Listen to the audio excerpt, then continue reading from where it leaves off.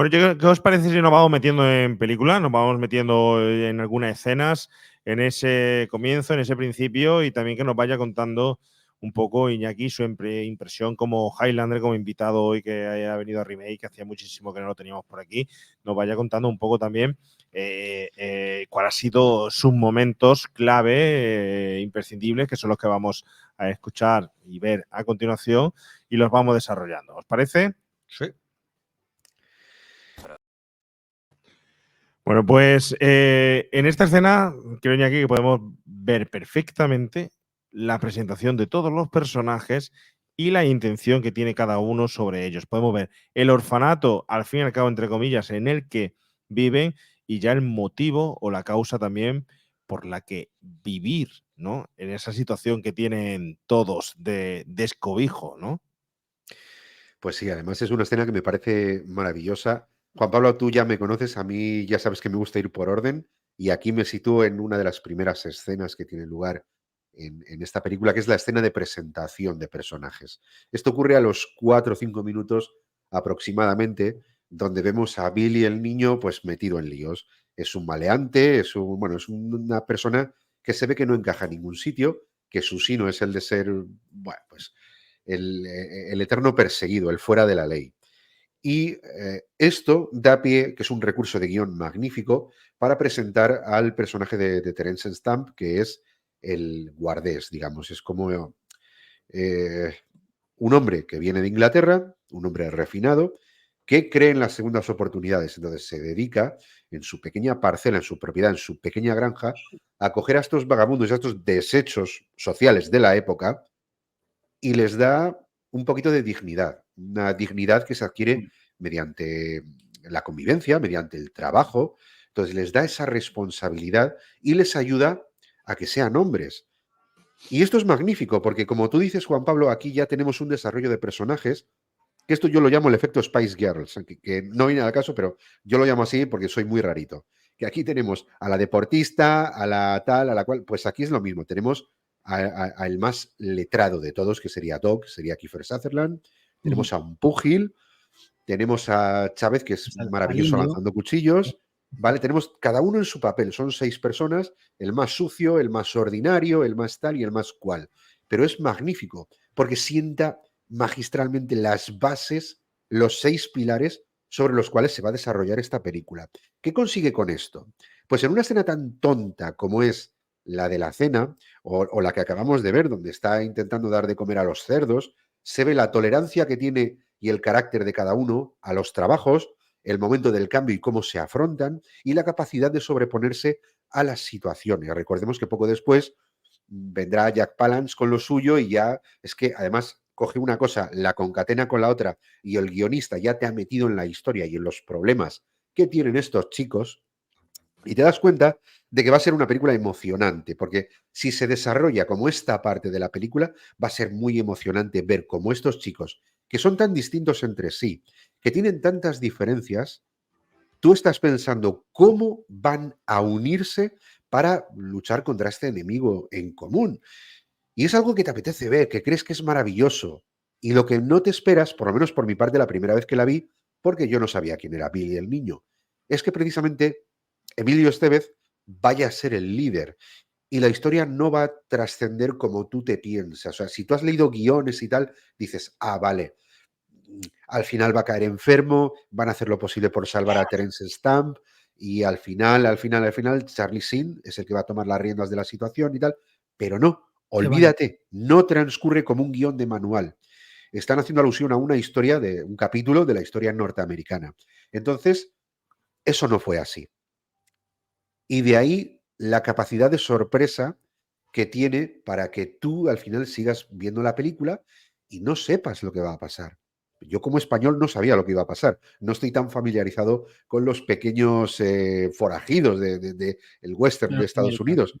Y me resultó realmente emocionante. Y debo decir que a día de hoy la recordé de cuando la vi por primera vez en aquellos tiempos y creo que ha envejecido muy bien esa sensación. Creo que no ha perdido mucho. ¿Qué le podemos achacar? Le podemos achacar a lo mejor el montaje. Ahora las películas se montan de otra manera, se dan 40.000 explicaciones sobre diversos matices. Aquí no hacía falta, era todo muy fácil, muy básico. Este es el fuerte, este es el inteligente, ¡pum! Ya está, no necesitas saber nada más. Ahora que entre el villano. Y me parece una escena de manual.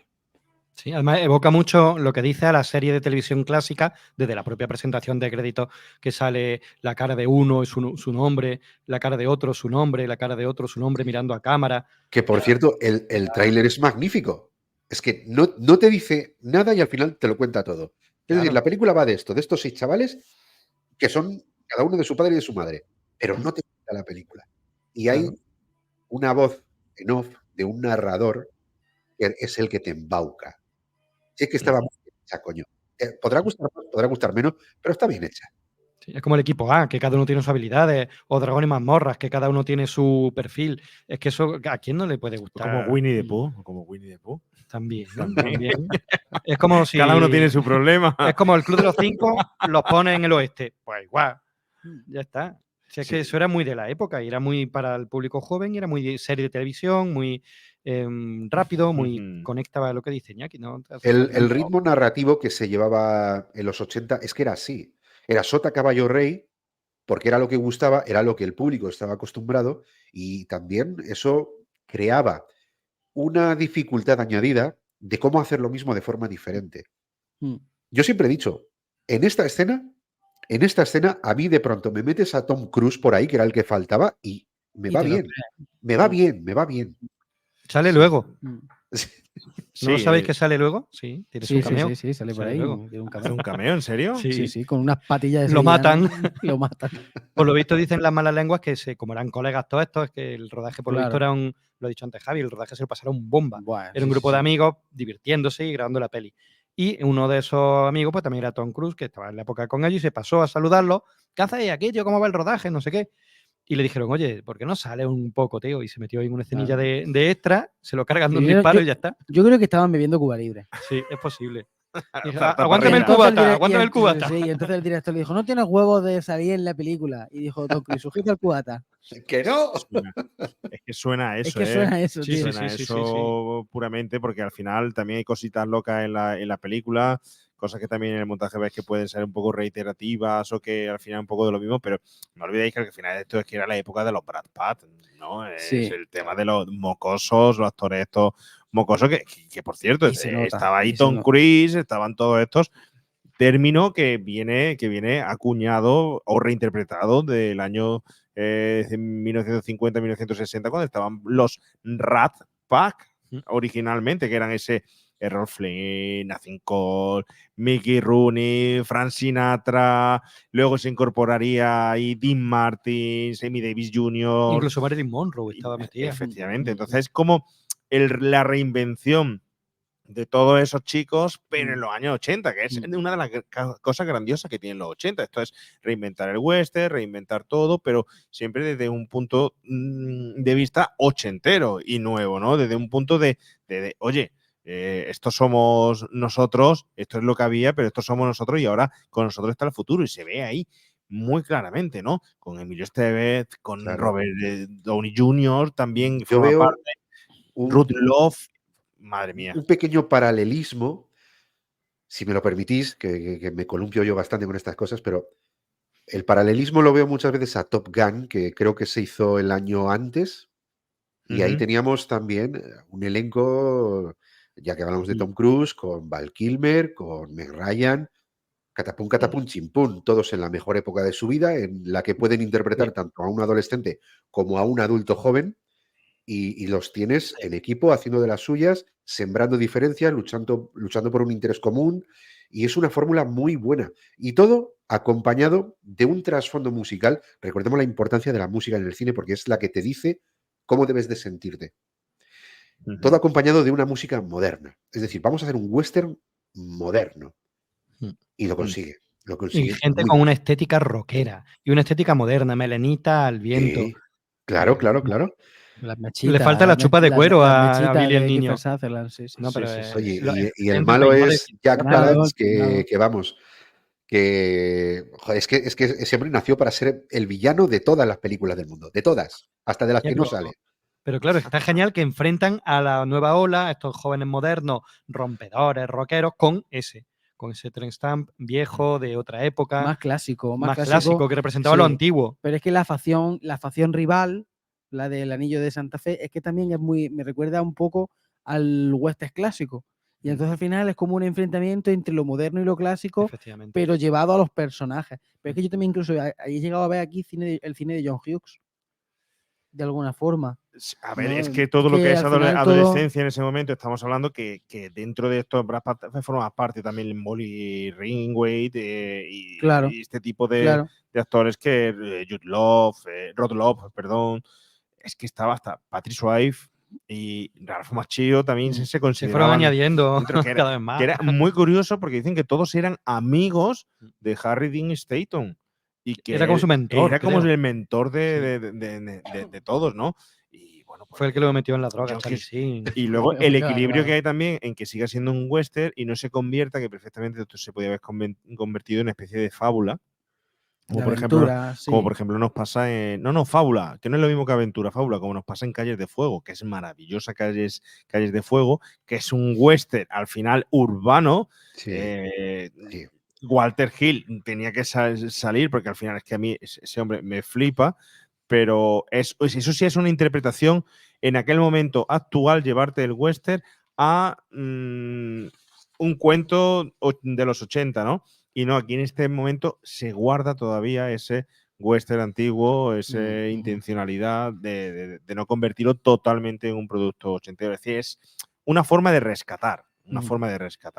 Además, también es que, claro, se estaban anclando a una historia real, entre comillas, ¿no? Bueno, y sin comillas, real, pero un poquito distorsionada y tal. Pero claro, eso también les tiraba a la parte más clásica o más tradicional que toca los orígenes de Estados Unidos. Entonces está bien porque tiene ese equilibrio entre. Sí, es como que, sí, lleva razón, es como que quieren centrarse un poco, quieren dirigirse a la historia real, pero ellos quieren aportar contemporaneidad, ellos quieren Sí, aportar modernidad, ¿no? claro. Y ya digo, sí, estoy de Y es acuerdo la contigo. forma de decir quizá a los grandes estudios que el western que se puede hacer moderno. Que el Sí, western no y es aquello, funciona. sino que también se puede modernizar con los tiempos. Y es todo un acierto. Y Estamos hablando funciona. de que en los 70, la primera época de la década de los 70, era tremendo la cantidad de western que había, aunque ya empezaba a haber un poquito variado, ¿no? Y empezaron a meterse western más crepusculares, western más curiosos, con otros mensajes, Un hombre llamado Caballo, Pequeño gran hombre, de Dustin Hoffman. Empezaba a haber western ya un poquito más que tocaban al indio de otra forma. Kung Fu, que de hecho Kung es Fu de. no deja de ser un western, al fin y al cabo. Sí. Que no sé si es también de John Fusco. No me acuerdo. Pero sí. Efectivamente. Y luego llegan los 80 y es verdad que después de la película de Chimino que ha dicho Javi, ya decae un poquito el western, se olvida, no se considera rentable, pero hay algunos intentos. Lo has dicho tú antes, ¿no? Clint Eastwood, por ejemplo, intenta con El jinete pálido volver a hacer y tiene un acierto importante. Y luego, es verdad que antes que este está Silverado. Silverado es. Sí, un año nada más antes, me parece. Del 85, creo que es. ¿85? Yo creo que era un año nada más antes, sí. No sé. Silverado y poco más. No hay mucho más en los 80 de western, ¿eh? Bueno, tenemos intentos, lo que hemos dicho antes, de modernizar el western dándole un toque ochentero. Hemos hablado en otras ocasiones, Los viajeros de la noche, de Catherine Bigelow, que son vampiros en plan western también. Es un western de vampiros donde no se dice en toda la película nunca la palabra vampiro. Me encanta. Nunca jamás se dice. Pero, a ver, yo no lo llamaría western eso, esa película MIF. No sé, me evoca más a una road movie de vampiros, aunque sí es cierto que a ver que tiene ese tinte. Pero nos estamos olvidando de algo muy importante que sucedió en los 80 y que yo creo que es un auténtico western que rescata de verdad el western como tal, original, ¿vale? Con muchos conflictos y dilemas morales, que es en formato no película, sino serie. Norte y Sur. Norte y Sur, estamos hablando de una producción del 85, 85, 86, y me parece que llegó hasta 85 hasta el 94, ¿vale? Y ahí estamos hablando que desde luego es el puro origen de esos conflictos bélicos morales entre distintos bandos, y que es lo que realmente al final, cuando rescatamos esas películas de Séptimo de Caballería, etcétera, es lo que Lo que pasa es que lo quizás envuelve. es otro rollo distinto, pero no está en el western típico del hombre a caballo mascando tabaco, pero sí, es verdad que ya empiezan a hablar de la historia de esa época en Estados Unidos y lo pone muy de moda. Claro, y no nos olvidemos Menos mal que no he metido la pata, porque justo cuando ibas a decir norte y sur, se me ha venido, no sé por qué, a la cabeza Las aventuras de Briscoe Country Jr., y eso ya fue en los 90, con Sam Raimi, que bestial, por cierto, y casi meto la pata.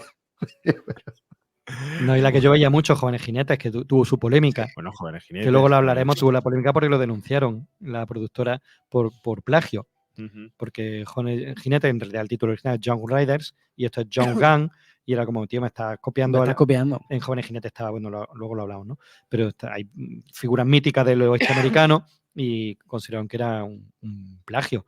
Pero ya estaba ahí el mundillo, y Silverado fue en el 85, efectivamente. Tenemos otra de Walter Hill, también Forajido de Leyenda, con David Carradine, Cierto, David que también Carradine. era una cosa chula porque también rescataban ya a la figura de sinvergüenza, de forajido, que era Jesse James y su hermano, que salían todos. Había algún intento, pero No triunfaban mucho, no ¿no? triunfaban mucho. Pero por eso decía yo antes, fijaros que Arma Joven en el 88, interpretó a Forajido en el 90, y muy poquito después tenemos nuestro amigo Bailando con Lobos. Yo creo que sin el éxito de estas películas no habría sido posible el Bailando pequeño con Lobos. resurgir que tuvieron en los 90. Yo creo que no. Bailando con Lobos es un proyecto Personal, muy personal, muy distinto, una historia muy diferente, que no tiene nada que ver con el western de No, pero de ya los se había 80. revitalizado un poquito, no tiene nada que ver y es otro giro. Es la faceta productora de Kevin Costner. No, yo no estoy de acuerdo. En fin. Hablamos de un horizonte bueno. muy lejano en el 92. Empezaron a ver ahí otra vez otra westerncillo. Yo creo que esto demostraron que era posible hacer una película rentable. Hasta que no llegó Sin Perdón. Pero Sin Perdón en 92, ¿no? Claro, Sin Perdón en el 92. eso ya es otra historia, Oye, un repaso a los personajes, que creo que es importante vuestra opinión y apreciación. Ya me habéis hablado de Billy el Niño, de Emilio Estevez, de lo bien, lo maravilloso que lo hace, ¿no? Pero tenemos por ahí un personaje que es Doc, interpretado por el amigo Kiefer Sutherland, ¿no? ¿Cómo definiríais a este personaje que realmente para mí está a caballo entre lo bueno y lo malo, entre poder ser el líder y no serlo, a la sombra de Billy, o entra a la sombra de Billy? Charlie Sheen, Richard, está de jefe, en principio estaba de jefe, y aquí no lo veo un personaje con un carisma o definición de carisma muy, muy claro, aunque es muy importante y tal, pero para mí se queda como el eterno acompañante de Billy. No sé vosotros, Iñaki, ¿tú qué opinas de lo que estoy comentando? Sí, yo creo que, perdón, yo creo que Kiefer Sutherland aquí lo que más aporta es su presencia. Es la típica definición del secundario de lujo en esta película, donde tú esperas más protagonismo, más implicación por parte de su personaje, incluso puede que un poquito más de desarrollo, y luego al final te quedas un poquito ahí, a medias. Pero quizá eso es lo atractivo de él, lo misterioso de Doc, y es que él es, no voy a decir inteligente porque eso es otra cosa, la inteligencia es otra cosa, pero sí el que está más, el que tiene más estudios, el que sabe leer, el que enseña, o sea, tiene esa capacidad docente. El más culto de él, Entonces, sí. efectivamente, es el personaje culto, el que transmite a los demás o intenta transmitir sus conocimientos para convertirlos poco a poco en personas más completas. Digamos que sería el más completo de todos, el más, digamos, filósofo, y el que podría atribuirse un tipo de componente o de actitud, una personalidad más moderna y menos acorde con los tiempos del salvaje oeste. Y por eso destaca tanto, en contraposición con lo que hizo en Jóvenes Ocultos el año anterior, que era el malo, era el cabrón. Y yo creo que aquí ya podíamos diferenciar que las dotes interpretativas de Kiefer Sutherland no le llevarían a encasillarse para nada. Y yo creo que es un acierto el que fuese él el que encarnase a este personaje y no otro. Porque aquí luego tenemos actores que, bueno, pues a Dermot Mulroney, yo lo he visto en La novia de mi mejor amigo por ahí, Sí, poco sí, más, pero Kiefer Sutherland, Charlie Sheen son los que más cosas han hecho y los que han tenido más trascendencia. Yo creo que por la variedad de personajes que han sabido encarnar a lo largo de estos años. Ujú. Yo es que no sé si realmente hubo directrices por parte de dirección para, por ejemplo, ¿no? Por ejemplo, el personaje de Kiefer Sutherland, no sé si realmente él recibió directrices de cómo tenía que comportarse, porque es verdad que cuando ves la película, el que, o por lo menos me pasó a mí, el primero que crees que va a ser de primera el líder de la banda es Kiefer Sutherland y ni mucho menos. El personaje real al que interpreta Kiefer Sutherland es verdad que era un tipo muy culto, muy erudito, estudió medicina. De hecho, estuvo a punto de licenciarse. He leído por ahí algo de que estudió medicina en Luisiana, pero que como no le sentaba bien el clima cálido, abandonó los estudios y se marchó al suroeste de Estados Unidos y tal. Quiero decir, se ve que era un tipo que quizá, el tipo real, que quizá ponía un poquito de cordura, porque para ser un forajido creo que también tienes que estar un poco loco. Y creo que este tipo, al poner más cordura, no se comportaba como el resto. Y yo creo que Kiefer Sutherland quiso transmitir un poco eso con su personaje. Y es verdad que por momentos te queda... Yo, por ejemplo, a mí Kiefer Sutherland me llega incluso a atrapar más en la segunda que en esta. Porque en esta espera más de él, espera como que sea más líder y no lo es, ¿no? Y te queda ahí un poco, como decía Iñaki, a medio camino con él, ¿no? Te queda ahí a media. Y lo Pero bueno es que en la segunda tiene más trasfondo y Sí, puedes entender un poquito más de lo que es él de realmente. locura o de... Sí, sí, sí. sí, pero es que su papel no es el del líder, es el típico, en todas las pandillas está el típico colega que cuando uno se emborracha es el que se queda contigo y te cuida. Ese era Kiefer Sutherland. El que está pensando, mi amigo, un gilipollas, le he dicho 7 veces que no siga bebiendo y sigue bebiendo, pero ya que lo ha hecho, me quedo con él hasta que venga la ambulancia. Pero aparece en escena la chica china y de repente se le va la olla. El típico colega que y se queda contigo hasta que se llega y la deja de muchacha. comportarse como alguien tan prudente, ¿eh? Sí. Porque yo hay escenas con la china que dices, hostia, están aquí que se van a matar en cualquier momento, que la tensión se corta con un hilo y aparece la china y le da igual 8,80. Sí, es un poquillo se tira forzadilla. por- Esa historia de un poquillo Hostia, forzadilla. Es el elemento, ahí yo veo un fallo de guión, porque es el elemento al final de la chica que hay que introducir de forma forzada, sea como sea, porque tiene que haber otro conflicto más, otro romance, que otro conflicto más en el guión, pero más desarrollado. Bueno, tiene la conexión con que es la china que ha comprado o que ha secuestrado el villano, pero Sí, que había que meterla porque no está en la historia real. Yo creo que es por darle la personaje social. motivación al personaje de Doc para enfrentarse al malo, porque si no, Doc es un buen tío Pero- y se habría ido. Pero, por ejemplo, me pasa que hubo la primera escena en la que aparece Murphy, que está Billy el niño escondido como por debajo, preparado con el Sí. arma por si la situación se sale de madre y empezar a pegar tiros. Y pasamos de esta escena que tiene muchísima tensión, pasamos de aquí a la fiesta nocturna Mm. en la que vemos a Kiefer Sutherland, que tiene la chica china, está con el malo y parece que le da igual que sea el malo. Ah, ya, yo te quito a la chica y me la llevo y me pongo a bailar con ella y tal. Y dices, pero vamos, se hace 5 minutos en la escena anterior la tensión se cortaba con un cuchillo. Mm. No sé, ahí sí estoy de acuerdo contigo. Pero Quizá... también es verdad, uy, perdón, No, perdón, Iñaki. también es verdad, me vais a perdonar por el catarro que tengo y la congestión, que ya os digo que se tenía que notar tarde o temprano. Pero si no es por la chica china, es que Jack Palance no es villano. Es simplemente alguien que Claro, tiene una competencia claro. con Terence Stamp, pero no es malo. Disculpa de nuevo. Nada, Pero es que tranquilo. en los 80 había que dar motivos, había que realmente representar a un villano como alguien cruel, alguien que tiene a una persona secuestrada desde niña, entonces ya te tiene que caer mal, porque no había ese desarrollo que hay ahora. Y es que sin la chica china, ya te digo yo que Jack Palance sería, pues No es tan bueno, malo, ¿no? sí, no es tan malo, pero Vale. con ese matiz ya dices, evidentemente, este es el malo de la peli. Que por cierto, hago una breve incursión histórica.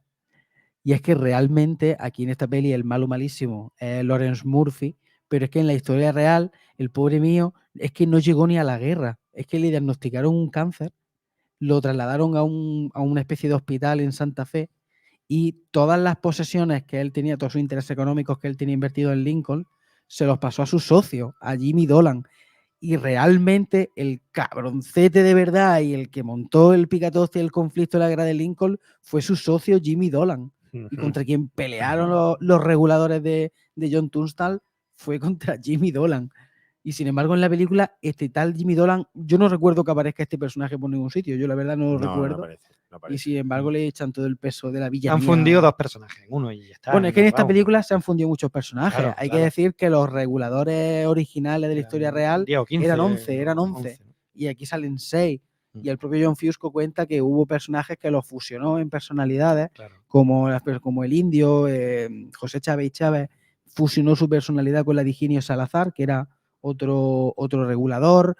El de Dirty Steve Steven también fundieron, digamos, de alguna forma su personalidad con otro regulador. Y luego hablaremos que ni la guerra fue tal y como lo cuenta la película. Incluso hay gente que muere en esta película que en la vida real no murió. Pero bueno, luego ya conforme avancemos Sí. Oye, ¿qué eran los reguladores? A ver, los reguladores, por lo que he podido leer, eran como, por definirlo de alguna forma, era como un cuerpo de seguridad armada privada. Es decir, la gente, vamos a llamarlos no sé, los magnates, ¿no? El magnate en aquella época del ganado, del petróleo o tal, pues tenían el dinero suficiente como para poder reunir a una serie de una especie de unidades, de gente. Los seguratas. Los seguratas que llamaríamos ahora, ¿no? Pues que ¿Podría ser ayudaban, unos cazarrecompensas o eso a lo mejor ya sería más inadecuado? Bueno, lo que pasa es que los cazarrecompensas, de alguna forma, tú les pagas por cumplir alguna misión y tal. Aquí realmente es como que tú les das trabajo en tu propia granja o hacienda, no sé cómo se llamará esto en el Antiguo Este.